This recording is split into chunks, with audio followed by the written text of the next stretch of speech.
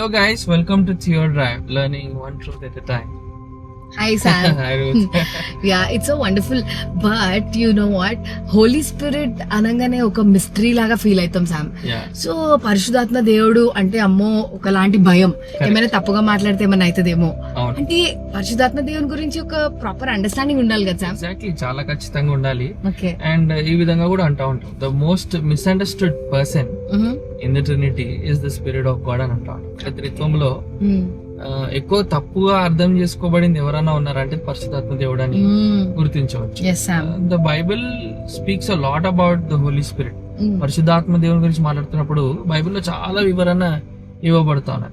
అయితే సింపుల్ గా మనము అర్థం చేసుకోవాలంటే ఈ రోజు 3 విషయాలు మనం గుర్తుపెట్టుకోవచ్చు. First thing is the Holi Spirit is a person అని గుర్తుపెట్టుకోవాలి. పరిశుద్ధాత్మ దేవుడు అని అంటున్నప్పుడు చాలా సార్లు మనం మన ఇమాజినేషన్ లోకి చిన్నప్పటి నుంచి ఒక డవ్ గానీ లేకపోతే ఫైర్ గానీ ఇవన్నీ ఆయనకు వాడబడిన symbols. Just because a symbol is use does not mean that the person is limited to a symbol. ఇప్పుడు కనిపిస్తున్న పవర్లన్నీ పరిశుద్ధాత్మ దేవుడు అని అనలేదు. సో అంటే దట్స్ జస్ట్ అ సింబల్, అదొక చిహ్నం మాత్రమే. సో బైబిల్లో చాలా ఖచ్చితంగా మాట్లాడుతున్నప్పుడు the Holi Spirit is referred to as a person. Jesus మాట్లాడుతూ ఆయన ఏమన్నాడంటే ఆయన వచ్చినప్పుడు అన్నాడు, when he comes he will lead you into all truth, నిన్ను సర్వసత్యంలోకి నడిపించును. సో ఆయన చాలా ఖచ్చితంగా వివరించాడు. So he exactly when he comes, ఆయన వచ్చినప్పుడు. So he is a person అని గుర్తు తెచ్చుకోవాలి.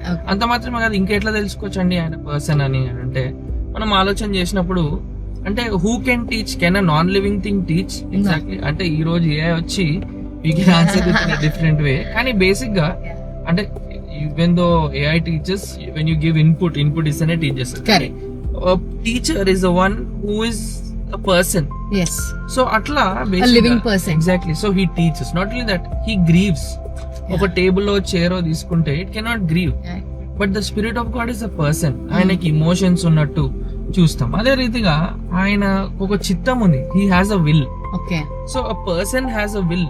So obviously పరిశుద్ధాత్మ దేవునికి ఒక చిత్తం ఉన్నది. ఆయన జరిగించే చిత్తం, ఆయన చిత్త ప్రకారం జరిగించడం మనం చూస్తాం. సో వీటన్నిటి బట్టి మనము ఫస్ట్ థింగ్ మన మనసులో పెట్టుకోవాలి ఏంటంటే పరిశుద్ధాత్మ దేవుడు అంటే అది ఒక మిస్టికల్ ఫోర్స్ గా, లేకపోతే శక్తి లాగా, లేకపోతే మరొక అంటే ఒక ఇంపర్సనల్ ఫోర్స్ గా ట్రీట్ చేయొద్దు.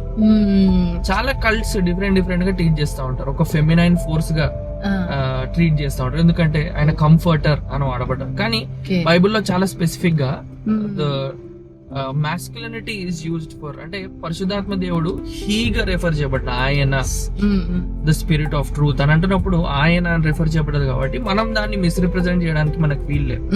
So the spirit of God is a person అని గుర్తు తెచ్చుకోవాలి. Yeah, so did you understand? Yes, so far I did understand that we need to understand that the Holy Spirit God is a person. ఆయన అని సంబోధించాలి కానీ అది ఇది అని అట్లా మనం అనలేము కదా, ఇట్ అనకూడదు. హీ ఈజ్ అ పర్సన్ అని అర్థం చేసుకోవాలి. So what you're saying is ఆయన ఒక మనం ఏదో స్పిరిట్ గేమ్ లో స్పిరిట్ వచ్చి వెళ్ళిపోయి లేకపోతే అంటే ఒక లిమిటెడ్ బీయింగ్ లాగా మనం ట్రీట్ చేయకూడదు, అంటే ఒక ఫోర్స్ లాగా ట్రీట్ చేయొద్దు. అంటే హీ హ్యాస్ పవర్, ఆయనకి శక్తి లేదని కాదు, శక్తి కలిగిన వాడు, ఎందుకంటే ఆయన దేవుడు. సో ఖచ్చితంగా ఆయన మహాశక్తి కలిగిన వాడు. కానీ ఆయన శక్తి కాదు, శక్తి కలిగిన వ్యక్తి గాని he is not a force, he is a person అని గుర్తుపెట్టుకోవాలి. Okay, not a power but a person. Exactly. అప్పుడు మన మైండ్ లో ఉన్న చాలా మిస్కన్సెప్షన్స్ అనేవి దూరం అయిపోతాయి. So that's the first thing that we have to know about the spirit of God. Okay. And the second thing మనం గుర్తు తెచ్చుకోవచ్చు ఏంటంటే the spirit of God is God అని గుర్తు తెచ్చుకోవాలి మళ్ళీ. అంటే పరిశుద్ధాత్మ దేవుడు, ఆయన దేవుడు, ఆయన 100% దేవుడై ఉన్నాడు అని గుర్తు పెట్టుకోవాల్సిన అవసరం ఉంది. అంటే మనం చాలా సార్లు నేను ఇంతకు ముందు చెప్పినట్టుగా ఒక ఫోర్స్ లాగా లిమిట్ చేసేస్తే కొన్నిసార్లు ఆయన దేవుడు అన్న సంగతి మనం మర్చిపోతా ఉంటాం. ఈదర్ కొన్నిసార్లు it is some times either inferior గా చూస్తున్నాం లేదంటే సుపీరియర్ గా చూస్తున్నాం. అంటే అలా కాదు, బట్ హీ ఈస్ గాడ్ అన్నప్పుడు వి షుడ్ ఎగ్జాక్ట్లీ. అంటే ఎలా చూడొచ్చు అంటే లేఖనాల్లో పీటర్ దగ్గరికి అనన్య సఫీరా వచ్చి వారు అబద్ధం ఆడినప్పుడు అక్కడ రెఫరెన్స్ ఏమంటుందంటే you have not lied to man but you have lied to the spirit or you have lied to God అంటారు. అంటే holy spirit god is referred as god. Yes. Okay, అట్లాంటి టైమ్స్ లోనే కాకుండా ఆయనని ఎలా దేవుడు అని పిలవచ్చండి అని మనం అడిగితే మనం చాలా ఖచ్చితంగా ఆలోచన చేయొచ్చు. డివైన్ అట్రిబ్యూట్స్, దేవునికి కలిగి ఉన్న గుణ లక్షణాలు పరిశుద్ధాత్మ దేవునికి ఉన్నట్టు చూడొచ్చు. Okay, like attributes of God లో చెప్పినారు కదా సామ్, like the omnipresence, omnipotence. The spirit of God is omnipresent. ప్రభు, నీ ఆత్మ నుంచి నేను ఎక్కడ తప్పించుకోగలను అంటే there is no place beyond the reach of God. ఆయన ఉండలేని చోట అంటూ లేదు. అలానే ఆయన జ్ఞానం కలిగిన వాడు. He leads us into truth. ఆయనే మన కళ్ళను తెరిపించువాడు. సో అట్లా చాలా రెఫరెన్సెస్ మనం చూస్తూ ఉంటాం. సో అలా డివైన్ వర్క్స్, దేవుడు చేయగలిగిన కార్యాలే పరిశుద్ధాత్మ దేవుడు చేస్తున్నాడు. ఈవెన్ యేసుక్రీస్తు ప్రభు పునరుద్ధానుడు అవ్వడం కూడా it's through the spirit of God. దేవుని ఆత్మ ద్వారా ఆయన పునరుద్ధానుడు అయి ఉన్నాడు అని కూడా రోమీయులకు రాసిన పత్రికలో చాలా స్పష్టంగా వివరించారు.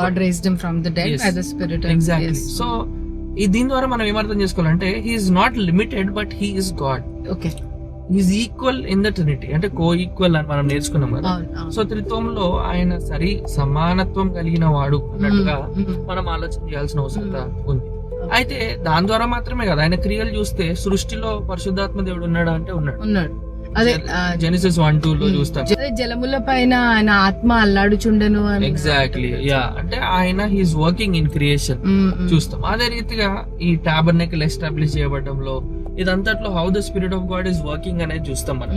ఆయన ఎలా పనిచేస్తున్నాడు ఆ విషయాలన్నీ చూస్తాం కదా. ఈ empowers people for specific task. ఆ తర్వాత రక్షణ విషయంలో ఉందా అంటే ఎస్, ఎగ్జాక్ట్లీ ఆయన కార్యం ఉందని చూస్తా ఉంటాం. సో వీటన్నిటిలో మనం చూస్తున్నప్పుడు కలెక్టివ్ గా అంటే త్రియేక దేవుని యొక్క పాత్ర అన్నిట్లో కూడా ఉన్నట్టు, రక్షణలో గాని, సృష్టిలో గాని, పరిశుద్ధపరచబడంలో గాని, ఎక్కడ తీసుకున్నా గానీ దేవుడు త్రియేక దేవుడుగా పనిచేస్తున్నట్టు మనం గుర్తించాల్సిన అవసరం. సో రెండోది మనం చాలా ఖచ్చితంగా గుర్తించాలి ఏంటంటే పరిశుద్ధాత్మ దేవుడు అయి ఉన్నాడు. హీ ఇస్ గాడ్ అని మనం గుర్తు తెచ్చుకోవాల్సిన అవసరం ఉన్నది. That's so wonderful Sam. So ఇంతవరకు మనం విన్న మాటలు ఎట్లున్నాయంటే పరిశుద్ధాత్మ దేవుడు అన్నప్పుడు he's not inferior or superior, అలా కాదు. He's equal with father and the son and he's god అనేది చాలా క్లియర్ గా అర్థమవుతుంది. అండ్ ఆ ట్రినిటీ కూడా, ఆ త్రిత్వం కూడా అన్నిట్లో పనిచేస్తున్నట్లు మనం నేర్చుకుంటున్నాం. క్రియేషన్ అప్పుడు దేవుని తండ్రి అయిన దేవుని పాత్ర చూస్తాము, కుమారుని పాత్ర చూస్తాము, and also the work of the Holi spirit. So in everything, in మనకు సాల్వేషన్ విషయంలో కానీ ఇందాక మీరు చెప్పినట్లు మనల్ని నేను పాపిని అని ఒప్పుకోవడానికి గల కారణం దేవుని ఆత్మ మనల్ని కన్విక్ట్ చేసినప్పుడు కదా. So we see that the spirit of God is working in all things. And థర్డ్ది ఇక్కడ మనం గుర్తుపెట్టుకోవాల్సింది ఏంటంటే the indwelling of the spirit in the Old Testament and New Testament. Okay, పాత నిబంధనలో కూడా ఆయన ప్రజలను నింపి ఉన్నాడు, వాడుకున్నాడు. న్యూ టెస్ట్మెంట్ లో కూడా ఆయన నింపుదల మనం చూస్తున్నాం. న్యూ టెస్ట్మెంట్ లో కూడా ఆయన ఇన్డ్వెల్లింగ్ అంటే ఆయన నివసించడం మనం చూస్తున్నాం. సో మరి దీని మధ్య డిఫరెన్స్ తెలుసుకోకపోతే కొన్నిసార్లు రాంగ్ ఐడియాలజీకి వెళ్ళడానికి ప్రమాదం ఉంది. ఓల్డ్ టెస్ట్మెంట్ లో he used people for a specific purpose and equip them temporarily. అంటే కొంచెం కాలం మటుకు ఎక్విప్ చేసి వారిని వాడుకొని ఆ తర్వాత వారిని విడిచి వెళ్ళిపోయినట్టు చూస్తా ఉన్నాం. అంటే ఎప్పటికీ రిసైడ్ అయినట్టు మనకి మీ ఇన్సిడెంట్స్ గమనించాం. ఓకే, అంటే పరిశుద్ధాత్మ దేవుడు మనలో ఉండడం, లేకపోతే మనలో నివసించడం, ఆయన ఇండ్వెల్ చేయడం అనేది ఓల్డ్ టెస్ట్మెంట్ టైమ్ లో it was only occasional. But in the new testament god has promised his spirit that he will dwell with us. యేసుక్రీస్తు ప్రభువారు నా ఆత్మ మీ మధ్య ఉంటాడు, మీలో ఆయన నివసిస్తాడు, ఆయన మిమ్మల్ని సర్వసత్యంలోకి నడిపిస్తాడు, నేను వెళ్ళిన తర్వాత వేరొక ఆదరణకర్తను, నా వంటి ఆదరణకర్తను పంపిస్తాను, ఆయన మీలో నివసిస్తాడు, ఆయన మిమ్మల్ని కన్విక్ట్ చేస్తాడు, ఇంకా ఆయన రోల్స్ అన్ని డిస్క్రైబ్ చేసినట్టు. సో న్యూ టెస్ట్మెంట్ లో ఇట్స్ పర్మనెంట్. ఒక్కసారి యేసుక్రీస్తు ప్రభుని విశ్వాసం ఉంచిన తర్వాత పరిశుద్ధాత్మ దేవుడు మన యందు నివసిస్తున్నాడు. అండ్ మనకింత గొప్ప భాగ్యం ఇచ్చినాడంటే వ్యక్తి అయి ఉన్నవాడు, దేవుడు అయి ఉన్నవాడు, ఆయన మనలో నివసించడానికి మనల్ని దేవుని ఆలయముగా చేసి, దేవుని ఆలయం అని మీరు ఎరగరా, దేవుని ఆత్మ మీ యందు నివసిస్తుందని మీరు ఎరగరా అని గొప్ప ప్రశ్న వేస్తున్నప్పుడు మనం గుర్తించాలంటే the spirit of God dwells inside of us. మనమే ఆయన ఆలయముగా మారిపోయి ఉన్నాం. ఈ రక్షణ పొందుకున్న మనము ఆయన నిలయముగా మారి ఆయన మన యందు నివసిస్తూ మనకేం చేస్తున్నాడు, ఆయన ఆత్మఫలం కలిగి చేస్తున్నాడు, ఓకే మనల్ని తీర్చిదిద్దుతా ఉన్నాడు, ఓకే మనల్ని ఈ రక్షణ మార్గంలో నడిపిస్తా ఉన్నాడు. ఎప్పటికప్పుడు మనల్ని కన్విక్ట్ చేస్తూ మనల్ని మనకి ఎప్పటికప్పుడు మనకి సిద్ధలో నూనెము వెలిగేదని అని పాడతాం కదా. సో అట్లా God is always guiding us, అంటే the spirit of God is dwelling inside of us. And ఆయన ఎప్పటికప్పుడు మనల్ని ఆత్మీయ జీవితంలో మనల్ని ముందుకు నడిపిస్తున్నాడు, మనకి బోధించి మనకి సహాయం చేసి మనల్ని ఆత్మీయంగా జీవింపజేస్తూ మనల్ని నడిపిస్తున్నాడు కదా. ఎగ్జాక్ట్లీ. సో ఈ విషయాలు ఖచ్చితంగా when we are talking about the Holy Spirit, ఈ విషయాలు ఖచ్చితంగా గుర్తుపెట్టుకోవాలి. అండ్ ఇది కాకుండా ఇంకెవరన్నా వేరే వేరే విషయాలు బోధిస్తే మనం గుర్తుపెట్టుకోవాలి, ఆయన వ్యక్తి, ఆయన దేవుడు, ఆయన నిజంగా క్రీస్తునందు విశ్వాసం ఉంచినట్లయితే ఆయన మన యందు నివసిస్తా ఉన్నాడు. సో ఇన్ని విషయాలు తెలుసుకున్న మనం గుర్తించాలి ఏంటంటే పరిశుద్ధాత్మ దేవుడు ఆయన మన యందు నివసిస్తున్నాడు. So we need to be aware that we are not ordinary people because the Spirit of God resides in us.